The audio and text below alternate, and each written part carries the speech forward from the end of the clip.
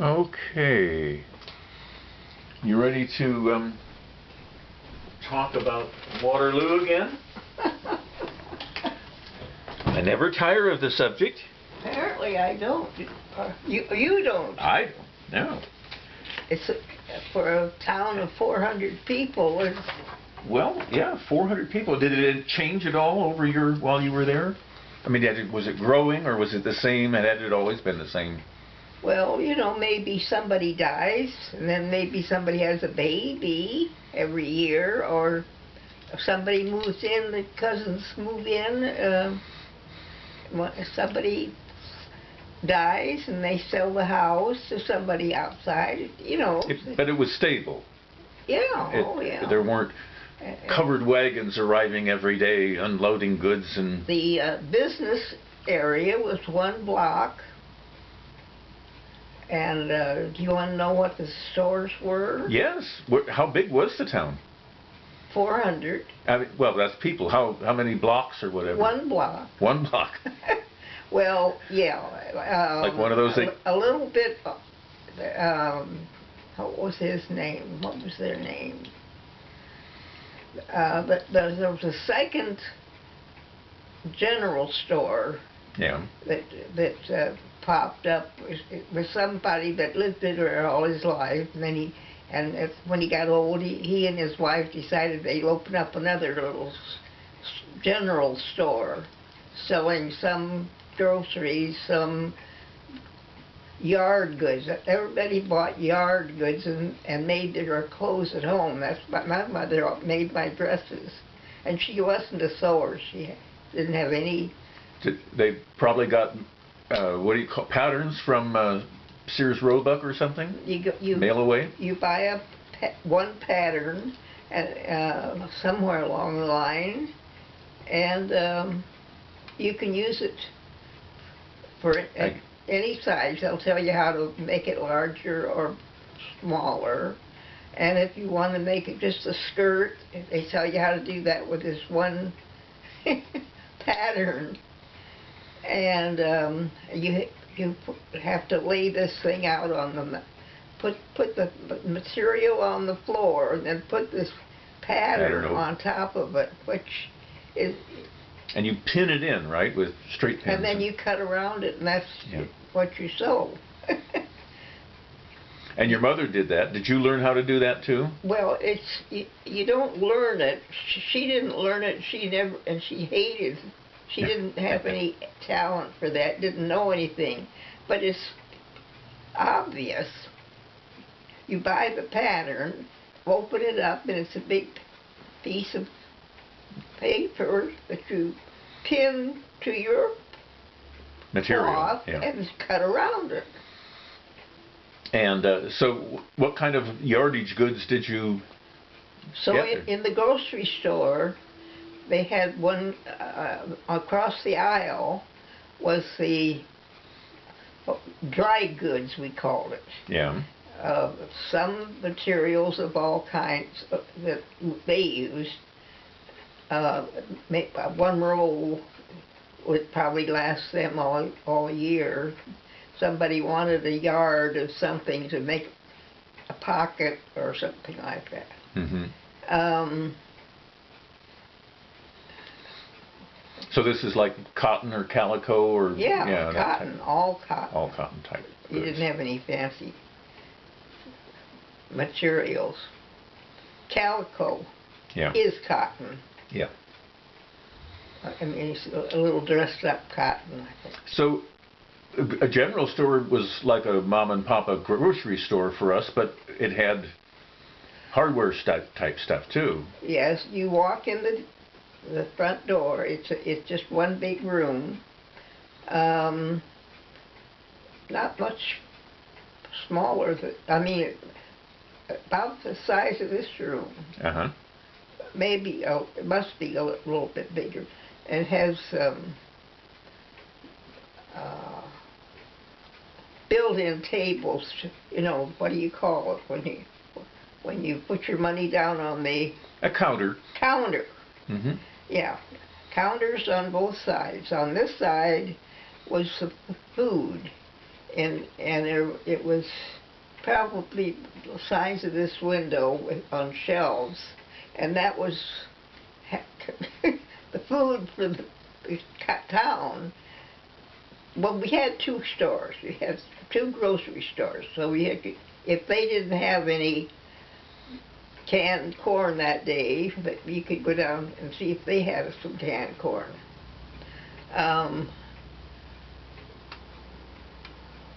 But that was all dried food, cans, boxes, it was bags. all professionally Prepared. I mean, prepared in cans. I mean, they bought it from some big outfit, canned corn, and then they put a nickel on it, on the price, added a nickel on the price, and that's the way they made some money. And everybody thought that it was superfood if it was in a can, see, because somebody that really knew about fancy foods or whatever, canned corn, canned peas, canned beans, they probably were something special.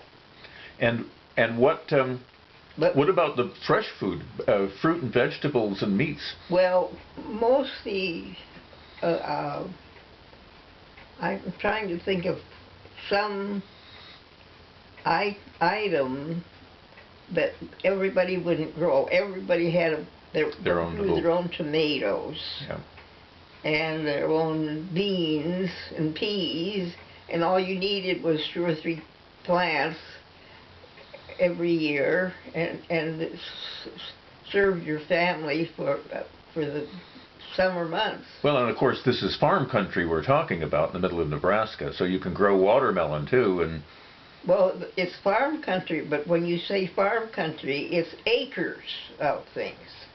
Acres if somebody comes in and buys the produce on your 6-acre farm, and you never get any of it, or you of course you do, you sneak out, get some roasting ears of corn when it's in the, but they planted it to sell as an acre. As an acre. Instead of 3 plants or whatever. Right, okay. But still, you had your little backyard garden at home with vegetables and not particularly. fruit. Somebody did in the neighborhood, and that's where you went over and got corn if you wanted corn. Eggs? You keep chicken? Eggs. I never ate eggs. I didn't like eggs, but I still don't. But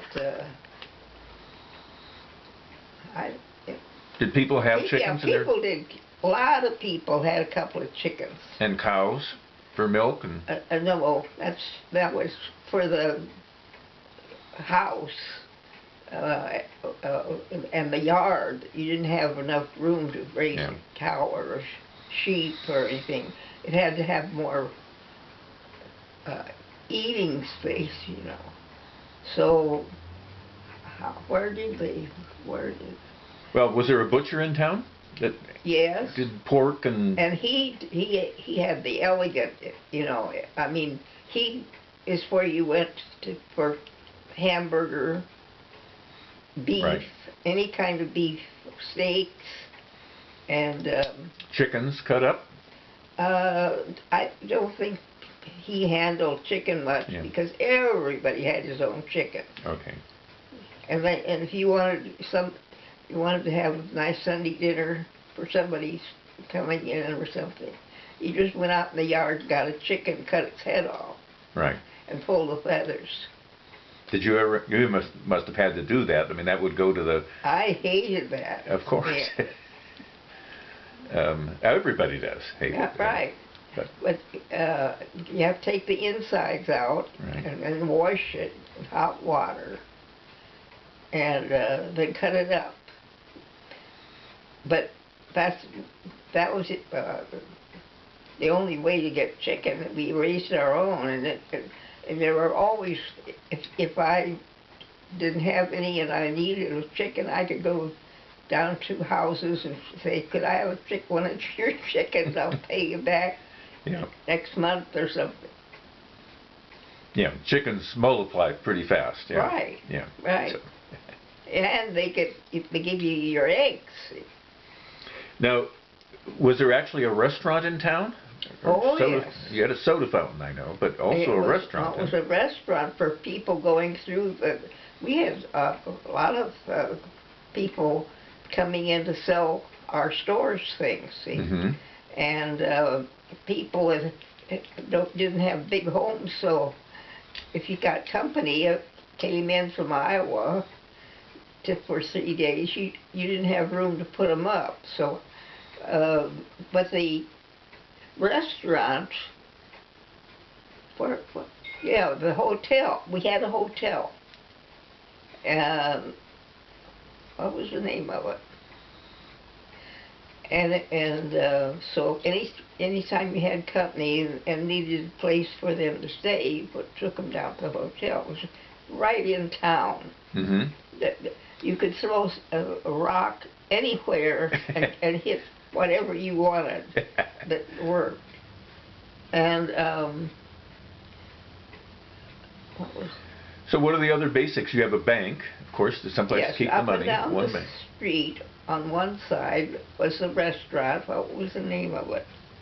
And the family had been in business for many generations. It was, it just passed to the next person group when they in the same family. Yeah. Restaurant on one side of this was a block long, and the bank was in there, and the hardware store was in there, and the lending library was in there. That's why I remember. Oh, really? Because Yeah. I was always at the lending library. And So the hardware store would have it was lumber and things like nails. It was a big, no, we had our own lumber company, which was not on the main street. It was 2 blocks down. Okay. But it took a lot of acreage because they had a lot of all sizes of lumber. Was your father, did he do any kind of No. building or home repair? No. No, nothing. Nothing. He completely helpless. Wouldn't think of it. He always just hired it done, whatever it needed. Yeah. Okay. So, and then on the other side, there were, on each end was a grocery store. And in the middle was a drugstore and the post office. And there were other things in there. But those were the big ones. what about a doctor and a dentist? We had a doctor, Dr. Richardson, and he was when he took care of us. He was getting pretty old. Mm-hmm. He'd been there since he got out of school, out of doctor school, and he was probably 60 when I remember him. And he took care of whatever it was, from the worst to the best. Very seldom did anybody have to go to the hospital. And you just sort of assume they were dying if they went to the hospital. Yeah. And there was no hospital. You had to go to Omaha, which was 20 miles away. But when it was an hour's drive, 20 miles an hour. Yeah. Well, yeah, the cars were just beginning at that point, right? They're 5 miles. Did your brother Fred drive at that when you were growing up? When he was a teenager, did he drive a car? No. See, I never learned to drive when I was a teenager, and then I went to college. Well, there's no need in a 1-block town. I mean, you can, as you say, you can throw. My friends, some of my girlfriends, like Marge McCoy, she learned to drive probably when she passed the age. I think it was 18. Uh-huh. You could go, or maybe it was 16. I don't know. but that's when they would permit you to drive, but you had to prove that you had lessons. And mainly I didn't drive because my brother, who was 3 years younger, made all manner of fun of me, and he learned to drive, and he was my parents had told him to teach me, and the way he taught me, I think I told you this, is that I was running the car with my hands on the wheel, and he had the door open and one leg out and ready to jump.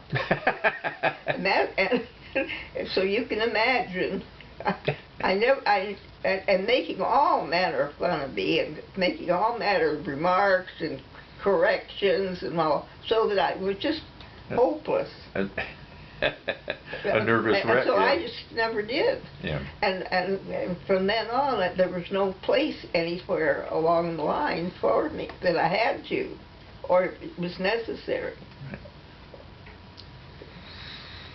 Okay, so and what was your father's printing shop like? The newspaper. It was. We had a whole building, and for a long time, I forget how long, it was a house upstairs. Mm-hmm. I mean, somebody had already made it. No, they didn't. We put in the bathroom when we moved in there, and they bought this building with a printing office on the main floor, and it was a good size. He had, beside the office, and the garage was attached, and they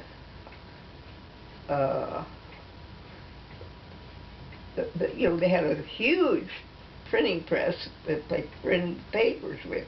They had a huge linotype machine. A linotype. I remember running that when I was a little kid. Right. Yeah. And so that's where he spent most of his time then, well, he had to, because every Thursday he had to put 200 or 300 printed papers, that he did it all himself. He got the news,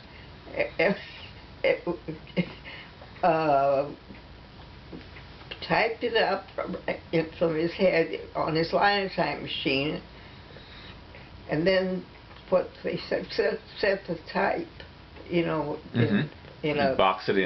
Yeah, and ran that through. He had to.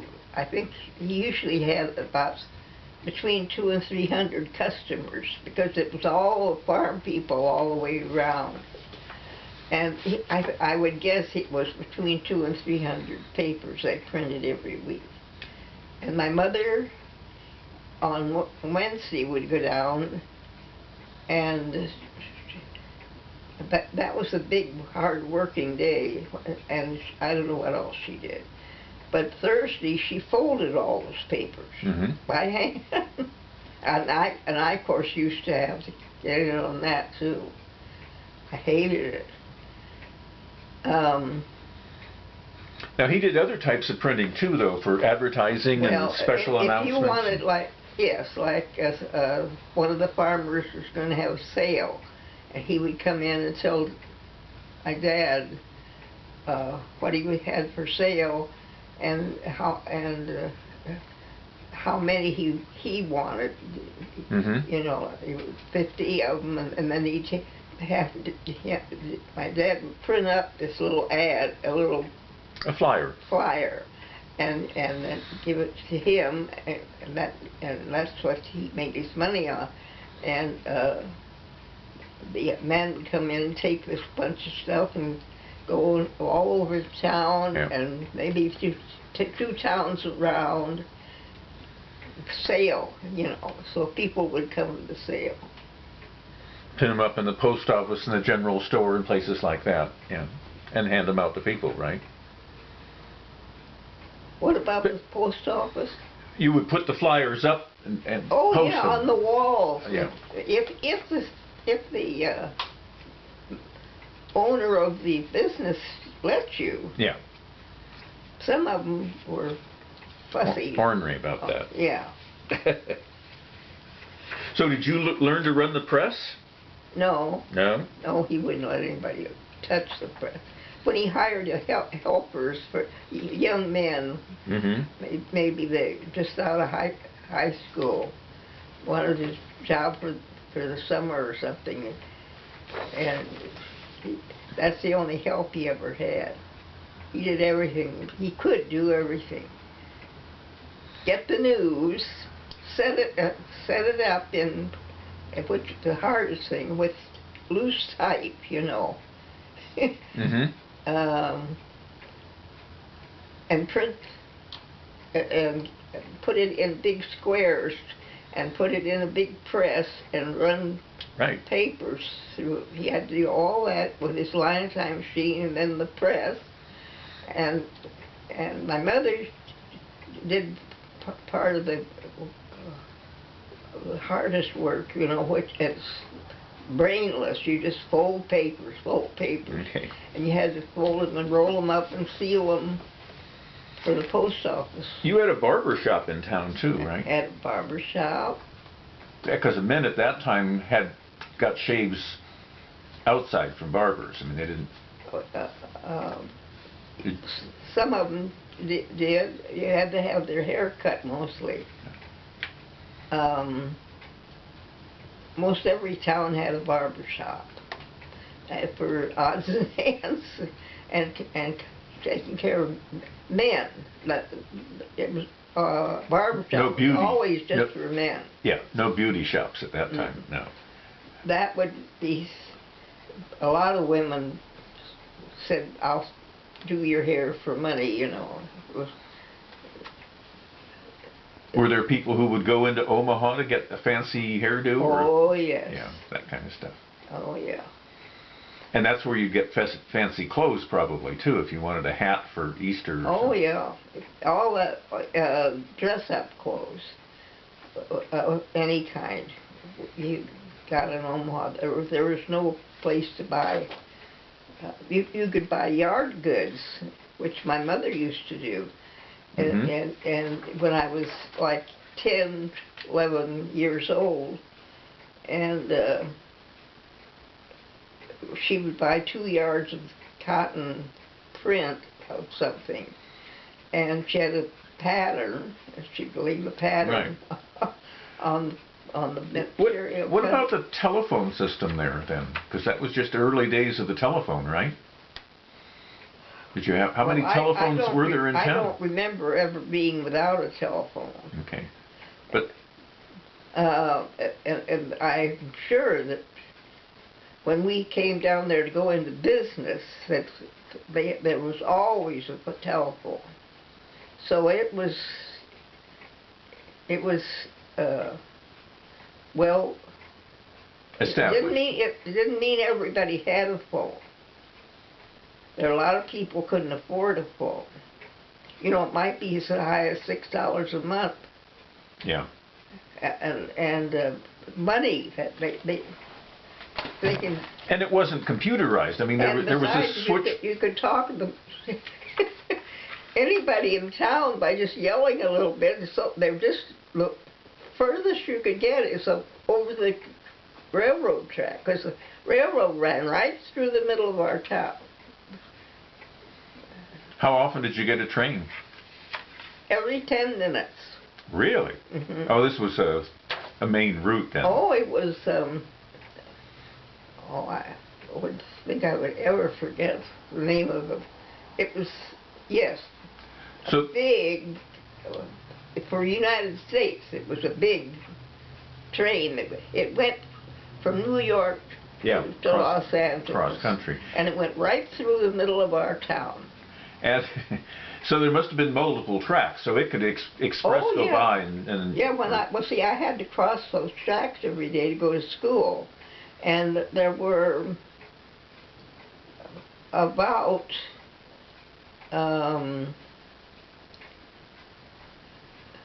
At least 3 or 4 pairs. There was one kind of track that went one way, right, and the other. They couldn't possibly ever crash because they.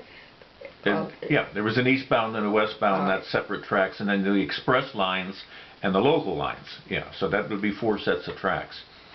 There are at least 3. Yeah, that was the Union Pacific Railroad. Union Pacific. And so you had a station there then. Yes. People always, as long as I can remember, the station. They sat up on a little hill right next to the tracks. And it was always, all the stations everywhere looked the same. They was painted yellow with a black round roof. And all of them were just about the same size. So somebody was in the business of United States, of the whole country, putting in their train station. Yeah. Now, were you able, as a kid growing up, a teenager, to sort of get on the train and go to the next town and back and forth, or is that a way to travel at all, or? Nobody ever wanted to do that. Oh.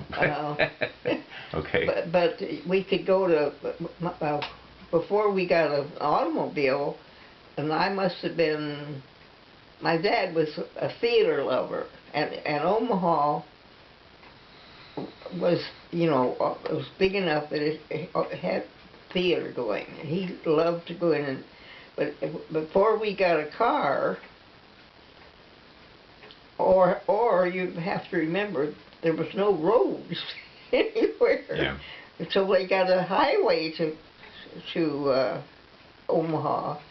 And so it was when I was like 8 or 9 years old, I remember, that going to the theater was almost a weekend experience, because we had to go in on the train, the family, and then when we got there, we walked to because there weren't any streetcars, things like that. And you wouldn't take a taxi, that'd be way too expensive. I don't think that it was. If there was, it would have been horrifying, yes. So did you carry a packed lunch in a basket with you to eat food? Oh, no. We went in the restaurant. You went out to a restaurant. My dad loved to go to the restaurants. Uh-huh. And we always went to restaurants to eat everything. And we didn't stay overnight. I don't remember staying overnight up there, because it would have been too... Well, it's only 20 miles away, so, you wouldn't... Yeah, but you have to realize that if we went to the theater, we came out late, like at 10 o'clock or something. And how do we get to the train station? You had to walk back to that, yeah. We couldn't walk. It was too dark. It was always at the edge of town. And you had to go in a cab, I think. Or, no, the streetcar, that was it. Okay. There a lot of streetcars. And we took the streetcar back to the station, but it was always on the edge of town where the train stopped. And then take a train, like a 20 or 30 minute ride. But still, probably as a little kid, 8 or 9 years old, you probably fell asleep on the train ride going home. Yes. Yeah, we were exhausted. It'd be a big day, then. yeah. But those were, my dad thought it was worth the effort, because he loved to go to the theater. And you're talking about the legitimate stage now. This would be... where it was either a play or somebody, with some... What about vaudeville? Vaudeville shows. He liked that too. Yes, anything like that. Loved it. And we're talking now about the early 20s. Movies. There weren't any movies. Yeah. This is the roaring 20s. This is the early And then, 20s. When the movies came in, we had a movie. We had a theater, and it was over the grocery store. And you sat on folding chairs. Mm-hmm. And I think it probably cost as high as 15 or 20 cents to get in. And but on and it was, you never knew, they advertised, but it wasn't anything that was, you knew that on Saturday night there was going to be a movie. You had to find out some other way. Yeah. But I'm guessing now, but I'm guessing that the movies were like on Friday or Saturday, because they would never have anything on Sunday. But the Friday or Saturday, Yeah. and you're not sure that it would. There was one. That's what the newspaper was good for. See, they had that in it. What the schedule was. Schedule, or what the movie was. People didn't care what the movie was. It was just there, and you know, some of them lasted 20 minutes. Well, this is the days of the one-reelers and two-reelers. Right. You always, Westerns. when you went in and sat down, the first thing you saw was the news. They had about 15 minutes of what was going on In the rest of the world. in the rest of the world, including Omaha. See. Mm-hmm. And then you had the 15 minutes of comedy. It was hilarious movie of comedy. And This then, is like Charlie Chaplin, Laurel and Hardy, those kind of people. Yeah. right. And then the real movie, the story. I have no memory of anything except that usually all the girls cried, you know. And Vita Vera, Rudolph Valentino, those kind of people. Yeah. the movies were always something terrible was going to happen or did happen, and then they had to fix it, you know. Yes. Regular in or out. But that was a social gathering then as well, because it's time to see everybody on Saturday night. Very, you couldn't. Yeah, it wasn't that the theater place upstairs over the grocery store. It was huge. It would have held, if there were that many chairs. They never had very many chairs, and they'd bring them in. Sometimes people brought their own chairs. Then they made benches after a while, because people were learning about the movies and they wanted to see them. And But so was it a social gathering? not really. Just opening your front door is a social gathering, because there's always somebody right there. You know, it was. Did your house have a big front porch, as we always think about houses? No, we lived for a long time. We lived up above the printing office. Uh-huh. Somebody before us had made it into a 6-room house. Okay. But there was no bathroom, so the first thing my folks did was put in a bathroom. And then I don't remember how long. Before that, we had lived in. We moved down from Omaha when I was probably 5 years old. Mm-hmm. And because Pete, my brother Frederick, was there. He was 2.5 years younger than me.